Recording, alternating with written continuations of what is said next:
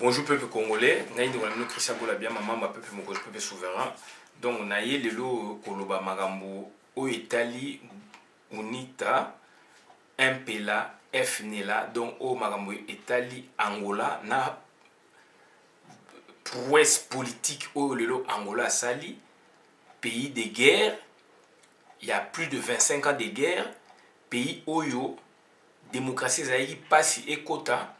Et mais grâce à la volonté, il y a le président Eduardo Santos, tout le monde le Angola a organisé des élections entre guillemets toujours démocratique, transparente et libre.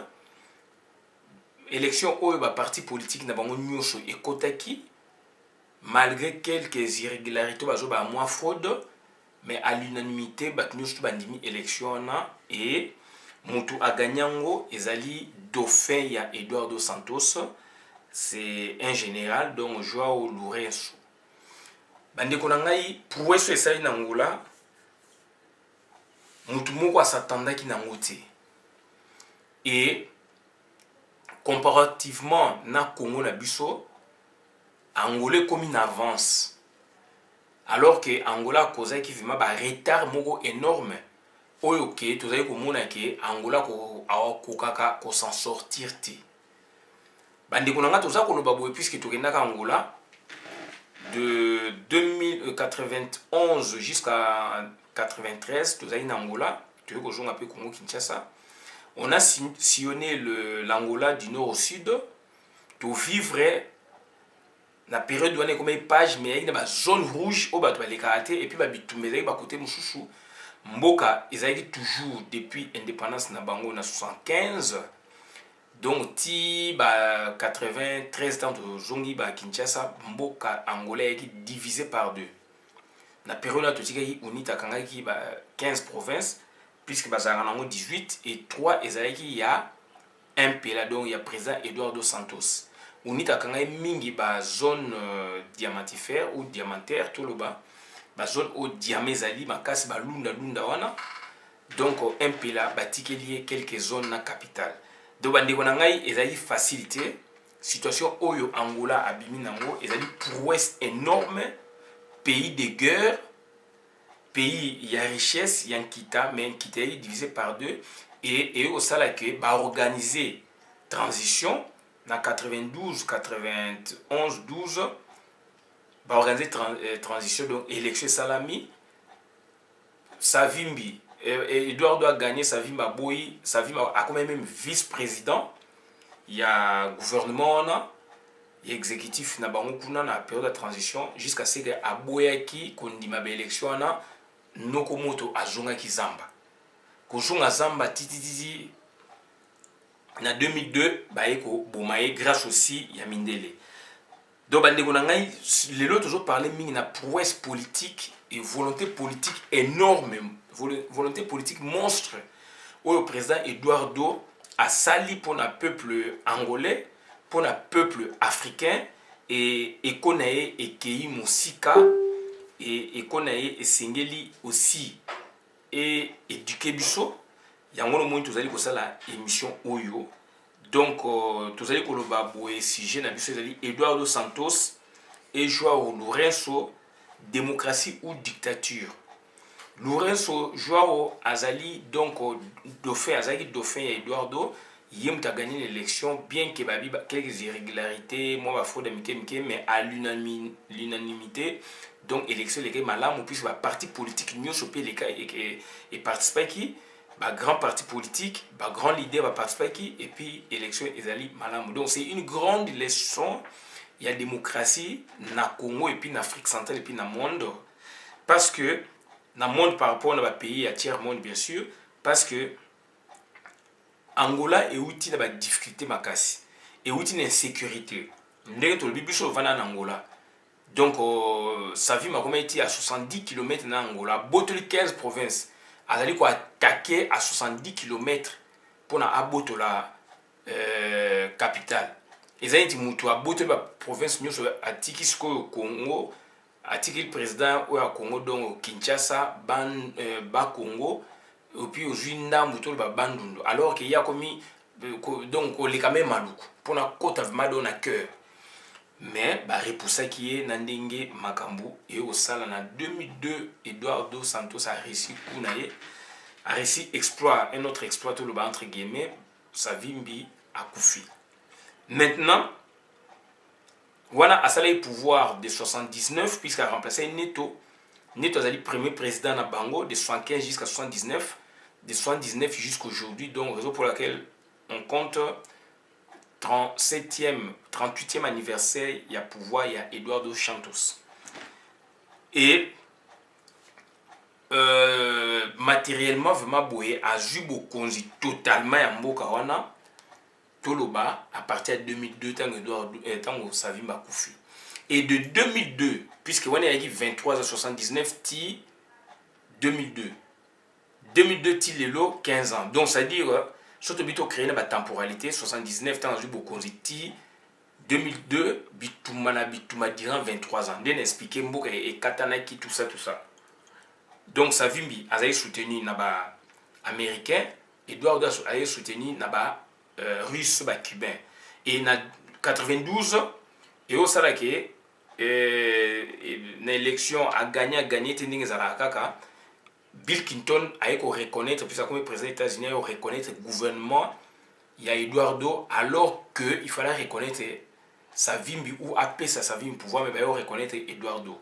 Comme président, il y a République, il y a Angola, il a gagné l'élection, il y a 92, et puis États-Unis pour la première fois à Egocha, donc ambassade na Angola.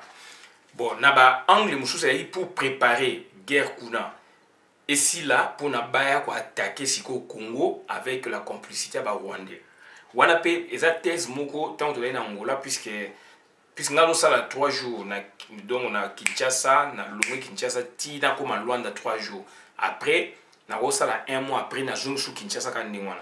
Mais on avait une cellule à parlement de puisque nga vane mingi na Lubangu. Tout avez discuter, etc. Je me rappelle, il y a un analyste, un grand frère Moussika, à Salaka analyse, on a eu sur l'unité, on a eu sur l'unité, mais non, on a toujours discuté. Azale Kolobake, a eu petit, au moins une situation angolaise, aussi là. Situation égoïenne na Congo, au reversant na Congo. Et ça, politique à Mindele, le lot, on appelle ça la violence, on a raison, intervention belé, la vidéo, on a sali en gros, on appelle ça raison. Donc, c'est ça. On est en anglais, si on total ce que Moussala Oyo, président Eduardo a sali, tant à jubo continuer totalement, puisque n'importe quoi, on a dit si 18 provinces bazanango, il y a tiré na 3. Sa vie m'a tiré na province c'est un diamant. Donc, c'est-à-dire province est kangamina ba Kasai et kangamina Bandundu et kangami pe na Nashaba. Donc, il y a une base arrière min côté na biso. D'où biso la banzela même né tozo kapito ki ne lunda malheureusement mato koma ilunda te mobule bimaka to kuta ba soda ya sa vie mais ba GPS ba ina mituka mo GMC soki ba GMC ou ba ko mo ndingona de véhicule américain na ba zamba wana banzela wana ya ya sa angolais ya asphalté du nord au sud mais na banzela wana ezali ya ba zamba to kuta na maboye barrière ba soda unita ba kitisi biso. Et qui sont beaucoup de bango boza sauvé tout kutana ambiskate tout kutani bango atie barrière ba yambi biso mwana moko ma tete azo sola na jomo to zaini na mutuka bana quartier na matete bakansa akufa alors que azali donc la situation mingi bato bakota Angola kala yedi bongo ba okanga ba na rushka bakangi bino bokene na armée et ba situation solution donc à faire situation il y a tout personnellement les autres manakiti ça kufa au moins après 2 ans 3 ans à ekobima donc il y a une sens wana c'est une parenthèse donc pour tout le papier donc tozanga na banzela wana pour na kota malange donc barrière ega osakanate et unita mta protéger biso abibo meko kenede puis na likolo kuna quelques 15 km donc un pelatier barrière donc il y a moi masolo moi ndingwana mais biso sikoto otala pour ouest il y a Eduardo tant à jouer Bokonzi totalement, Savimba Koufi, qu'est-ce qu'il a fait en 15 ans? Bien que d'un côté, Batouarolbake a pompé pétrole payé à Bissau. Bien sûr. Mais Angola aussi a un pétrole, Angola a un diamant, Angola a un minerai payé. Puisque Bissau, toujours sur ma pétrole, na Luanda, koke nango pe kin. Donc pétrole ya Luanda na Kinshasa na frontière na biso, je pense eza musika makasi na ba banana na banani eza musika makasi. Donc pétrole ezalaki o bazali ko utiliser oyo biso zo somba, donc ezalaki donc raffinerie ezalaki kaka wana Boa Vista kana na port pemeni wana. Pour vous dire que Luanda nanu pétrole eza na makasi susu na kata Luanda. Mais qu'est-ce que le président Eduardo a fait? Tant que je vais continuer totalement, on a vu ce qu'on a vu, on a entendu ce qu'on a entendu par rapport au développement ya Angola. Tout le monde banda ko etungami, ba balabala etungami, misale baksami, et tout le monde ba portugais bazo zonga même, ba comme ko zonga même na Angola. Vague wana sko e diminué mke ba comme Kenisko moi Mozambique, mais vague vraiment donc il y a 10 ans donc ça dit on a vu l'inverse. Ba portugais ex-puissance colonisatrice, il y a Portugal, il y a portugais, donc Portugal, ex-puissance colonisatrice, il y a Angola. Donc, comme Portugais, comme Zonga, s'établit dans Angola. Donc, ça dit qu'on est comme le roi Eldorado encore. Alors, on va s'amener dans un poto. Et puis, Angola, il y a un souci même à défier. Donc, Portugal, bon, pour se relancer l'économie. Donc, ça dit, Kita. Et monanaï makasi et puis misale monanaï qui et lelo Angola tongi ba ndaku moderne, plus de 700 000 maisons si je me trompe, et Angola a stabilisé ba secteur mingi ya vie. Donc Angola donc azali ko kende vers azali ko kende pour et là on est diminué mon mais azali ko kende vers ba pays émergents.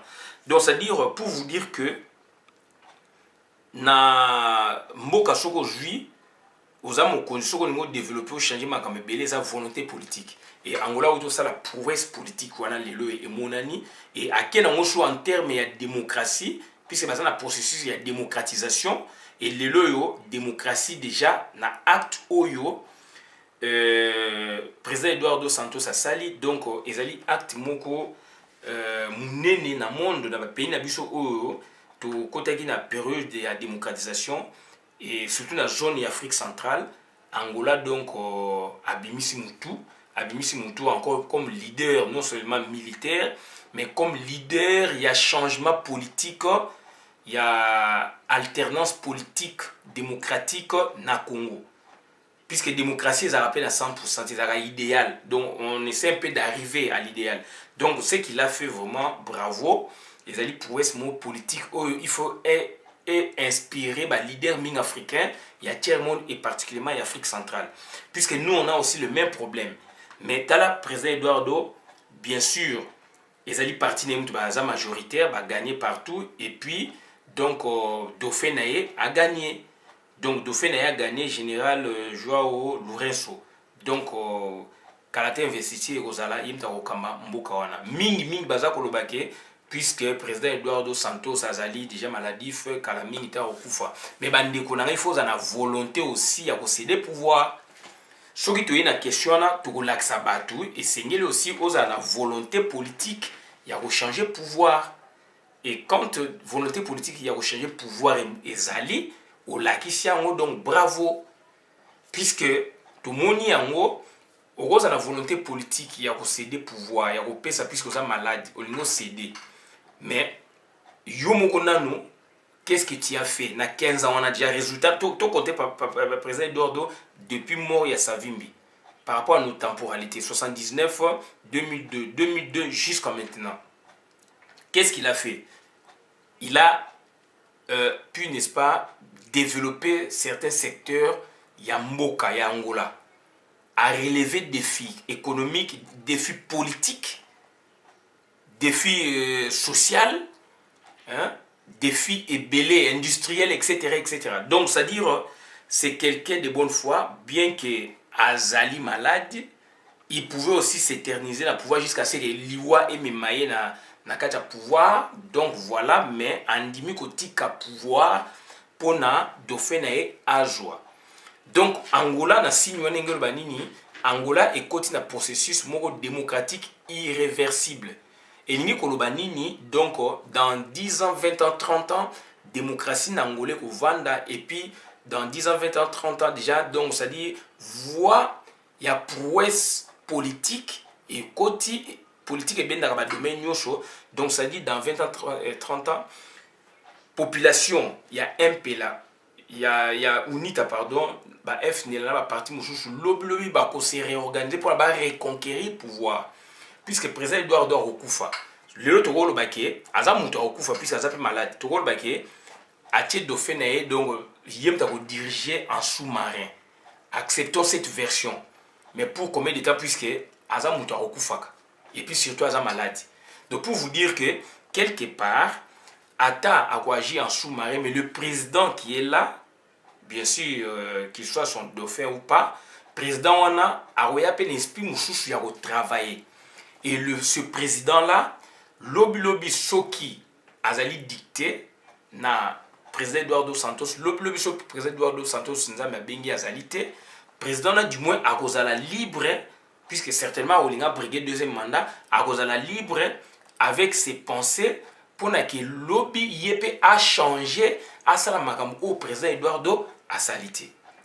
Tout le monde a baka ezali belé tout le bali na Cuba Fidel Castro malade a cédé pouvoir na demi-frère naïe. Après plus de 30 ans, il y a pouvoir ou 40 ans, a cédé pouvoir et pas il y a Lekinaï. Lekinaï tant a eu pouvoir Lekinaï makambo yaya a monaki o yaya salaki o yaya boyaki Lekinaï a changé ma solo. Grâce à Leki, les loyaux États-Unis se rapprocher diplomatiquement na Cuba. Mais sous Fidel Castro, il avait renoncé à Blokwana. Donc pour vous dire que Moutou Ata Zali, tant que Blokwana a changé mes salami, bien que Moutou a dicté, mais quelque part conscience n'est pas. Et surtout ceux que Moutou a koufi. Donc à relaxa toujours aussi travail au Essengé la sala.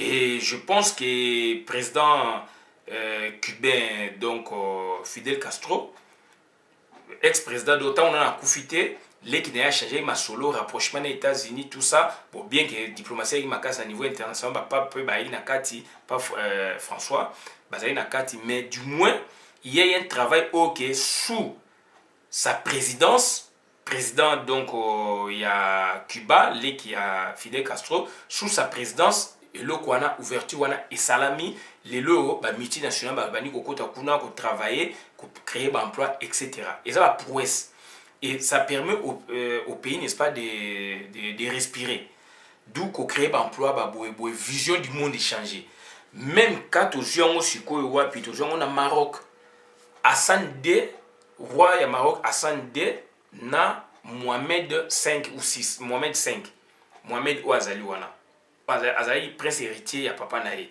papa naye bo tout na ba marocain toza na poto nga na Île-de-France dans na Paris toza na poto awa to travailler na ba marocain ba préféraka dans la name ba documenter ba préféraka lelo moi na ke papa alors que moi na succédé na 30 ans papa koufi papa avait sa politique mais moi na politique surtout en matière ya droit de l'homme moi na ce à faire avancer ma kambe belé alors que Maroc est un pays moko islamique.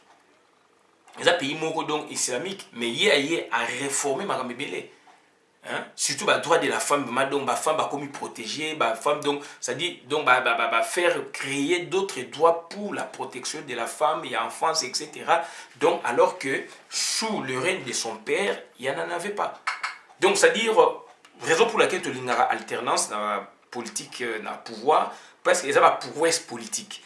D'où il y a un moni to sepel mingi na oyo président Eduardo Santos Asali, bien qu'il soit malade, il va dicter son dauphin, mais pour combien de temps? Et lui-même maintenant, on doit le juger puisqu'on dit qu'il va dicter, mais si on le juge par rapport à son règne, qui est, n'est-ce pas, divisé selon nous en deux temporalités, 79, 2002, 2002 jusqu'à nos jours. 79, 2002, c'est une période, il y a turbulence politique, où il y avait rébellion, guerre civile, etc. Comme on peut nommer, donc, période où on a guerre civile, période où on a boué-boué. Et tant qu'on soit aboumé adversaire, adversaire n'a koufi. Puisque, bah, ça y est qu'on nous canap, au père qu'on a mouninga bouma, au père qu'on a mouninga bouma. Tant qu'on a savi m'a koufi maintenant, qu'est-ce que le président Eduardo a fait comme travail? Et mon ami n'a mis ça battu, donc c'est la volonté politique. Et maintenant, Balobi a choisi dauphin et qu'il va dicter ses dauphins, bien qu'il soit malade. Bien sûr, on accepte cette version, à dicter, mais pour combien de temps? Donc, ça dit, c'est déjà, Angolais côté na période il y a démocratique, il y a processus démocratique participatif, donc irréversible. Donc, alors que Angola a acquis beaucoup de faiblesses, tango, Busso Congo, tozalaki kolobake, tozali pays moko, donc tozali na paix, tozali pays moko, tozali na sécurité, tozali pays moko, tozali na unité, alors que bango ba yaki déchiré. Tala ba réversement ya ba situation ba ndeko na ngai. Yango namuntu tozosenga na bato nyonso to. Ingeta bola na vidéo malamu bokabola yango. Donc c'est-à-dire alternance politique ezali vraiment très importante. Parce que tout le monde a Eduardo na dauphin nae. Pourquoi pas Kanamba ko sa bloka bon? Pourquoi pas ça na Congo? Mobutu azalaki pona ni na pesa ki dauphin ti. Azalaki pe malade. Pona ni na pona ki dauphin ti. OK na Togo, azalaki malade. Pona pona ki dauphin ti, moi na ko jona makasi. Tokel va payer belé. Du moins na exemple Afrique centrale Eduardo vraiment ngana approuvant. Donc, vous allez, exemple, et puis, il y a déjà vision, il y a travail. Donc, bon, la vidéo, madame, merci.